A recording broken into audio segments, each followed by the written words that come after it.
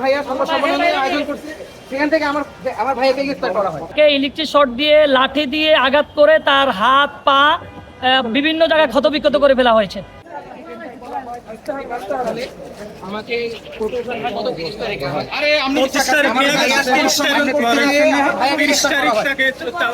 আমার ভাইয়া আমি আমার খোঁজ পাওয়া যাচ্ছে না দেখে আমার ভাইয়া সংবাদ সম্মেলনের আয়োজন করছে, সেখান থেকে আমার ভাইয়াকে গ্রেফতার করা হয়। এটা কোনো অমানবিকতা।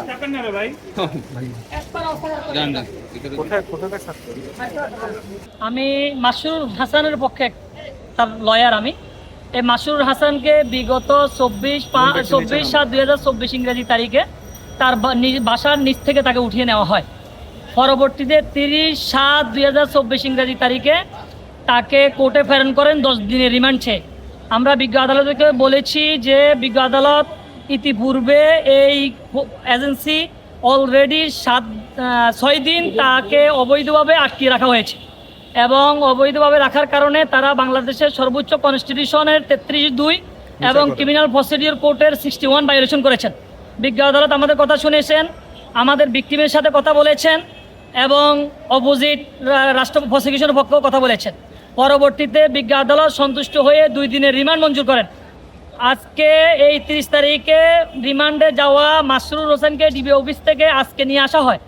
আনার পরে বিজ্ঞ MM আদালত জনাব মামুনুর রশিদ, উনি কদমতলী থানার মামলা 28/7/2024, এই মামলায় ম্যাজিস্ট্রেট সাহেব ভিকটিমের বিষয়ে টোটাল বিষয় জেনে একটা প্রতিবেদন তৈরি করেছেন। আমরা তাকে দেখেছি এবং আপনারাও তাকে দেখেছেন যে তাকে ইলেকট্রিক শর্ট দিয়ে লাঠি দিয়ে আঘাত করে তার হাত পা বিভিন্ন জায়গায় ক্ষতবিক্ষত করে ফেলা হয়েছে। ফুলা এবং বিভিন্ন জায়গায় তার ফুলা দেখেছি, বিভিন্ন জায়গায় গর্ত হয়ে গেছে সেটা দেখেছি এবং আমরা তার সাথে কথা বলেছি যে তাকে অনেক নির্যাতন করেছেন এবং এই যে তাকে কোর্টে উঠানো হচ্ছে না, 30 তারিখ তার বাবা এবং ভাই রিপোর্টার্স ইউনিটে সাংবাদিক সম্মেলন করতে গেলে তার ভাইকে উঠিয়ে নেওয়া হয় এবং তার ভাইকেও গতকাল 3 দিনের রিমান্ড দেওয়া হয়। তার ভাইও এখন ডিবিতে আছে। আমরা ন্যায় বিচারের সাথে এই বিষয়টুকুর জুডিশিয়াল তদন্ত চাচ্ছি, যেন এটা সুষ্ঠু তদন্ত হয় এবং এটা কারা নির্যাতন করেছেন এই নির্যাতনের বিচার হয়। আমরা এই বিষয় নিয়ে উচ্চ আদালতে যাব এবং আমরা আশা করছি উচ্চ আদালত থেকে আমরা ন্যায় বিচার পাবো। আপনি বলছিলেন যে তার বাবাকে পরবর্তীতে ছেড়ে দেওয়া হয়েছে। বাবা, আমরা যতটুকু জানি যে বাবাকে মামলা ফরওয়ার্ড করা হয় নাই, ভাইকে ফরওয়ার্ড করেছে। বাইকে যাত্রাবাড়ি একটা মামলা নেওয়া হয়েছে, কত নম্বর মামলা আমি জানি না, আমি এটা করি না।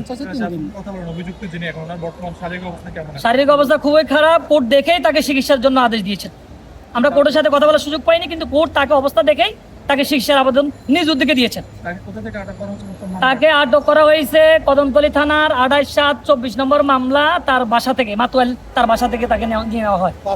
আমি পুলিশের কোনো না, কোনো এরকম কোনো কিছু ছিল না। একটা সে ড্যাফোডিল ইউনিভার্সিটিতে অনার্সের প্রথম বর্ষের ছাত্র, তাকে এই মামলায় সম্পৃক্ত করে তাকে অ্যারেস্ট করানো হয়। আমি Mujahidul Islam, advocate, Bangladesh supreme court, Dhaka আইনজীবী সমিতির 22